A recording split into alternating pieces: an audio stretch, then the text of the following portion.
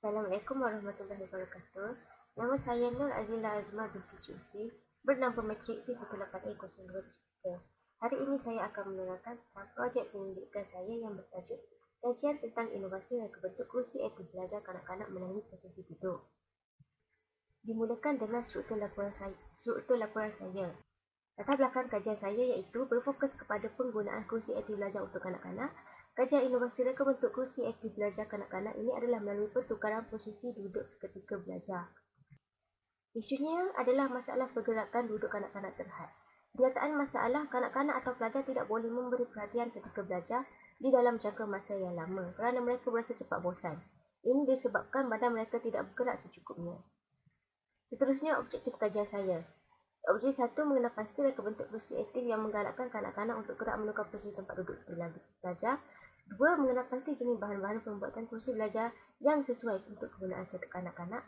3. Mereka bentuk semula kursi aktif belajar untuk menyokong pelbagai posisi duduk bagi membantu meningkatkan perhatian kanak-kanak ketika belajar. Persoalan kajian saya, persoalan 1, apakah reka bentuk kursi aktif belajar yang sesuai untuk kanak-kanak berumur 6 hingga 9 tahun? 2. Apakah bahan-bahan yang sesuai digunakan untuk pembuatan kursi aktif belajar kanak-kanak agar ia selamat? 3. Adakah menggunakan pelbagai posisi duduk yang berbeza di dalam satu kursi dapat membantu meningkatkan perhatian kanak-kanak ketika belajar? Skop kajian saya ialah kanak-kanak berumur 6 hingga 9 tahun di negeri Kelantan dan berkeupayaan bergerak dengan lebih banyak ketika belajar untuk menjadikan kanak-kanak memberi lebih perhatian. Itu adalah kepentingan kajian saya. Tinjauan literatur saya digariskan melalui kursi belajar kanak-kanak tempat duduk aktif di dalam kelas. Kajian literatur adalah berkaitan kajian lepas yang telah digariskan yang mempunyai kaitan dengan tajuk kajian saya. Kajian-kajian tersebut telah dilakukan oleh pengkaji-pengkaji sebelumnya. Seterusnya adalah metodologi kajian. Metodologi kajian ialah merangkumi persoalan kajian. Objektif saya iaitu 3 objektif dan metode instrumen. Metode instrumen saya hanya menggunakan data sekunder iaitu internet, jurnal, artikel dan buku dan data primer iaitu pemerhatian.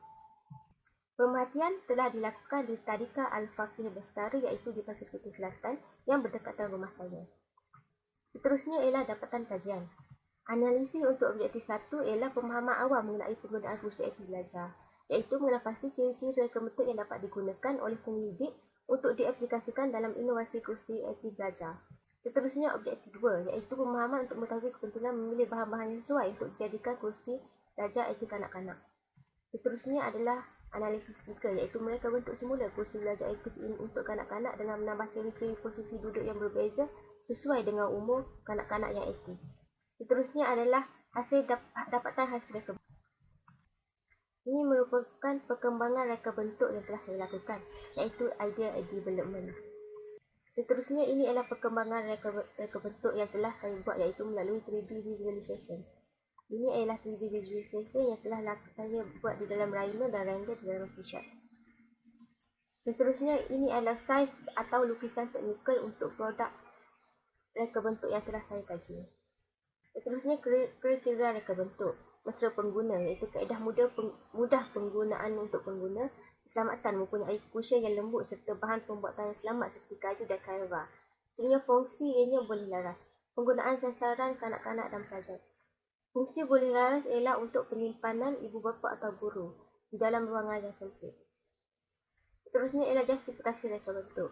Mereka cipta kursi aktif belajar yang boleh digunakan untuk pelbagai posisi duduk ketika belajar serta kursi aktif yang boleh laras bagi menyenangkan penyimpanan dan mereka cipta kursi aktif belajar kanak-kanak mengikut keperluan ibu bapa dan guru-guru bagi melihat kanak-kanak memberi perhatian ketika belajar.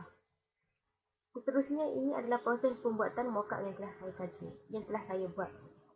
Ini adalah proses pertama hingga akhir iaitu finishing mock-up akhir. Seterusnya ini adalah proses pembuatan produk saya. Proses pembuatan daripada awal hingga produk akhir saya. Produk akhir saya menggunakan finishing stain dan spray clear. Seterusnya ini adalah cara penggunaan, iaitu kanak-kanak atau pelajar boleh duduk dalam pelbagai posisi yang mereka selesa dan dapat menarik perhatian mereka untuk belajar. Kesimpulannya, kajian ini telah mencapai objektif yang telah ditetapkan. Kajian ini dapat membantu kanak-kanak serta ibu bapa dan guru-guru dalam memastikan kanak-kanak dapat belajar dengan cemerlang dan dapat menumpukan perhatian ketika belajar. Ini adalah rujukan yang telah saya gunakan. Sekian, terima kasih.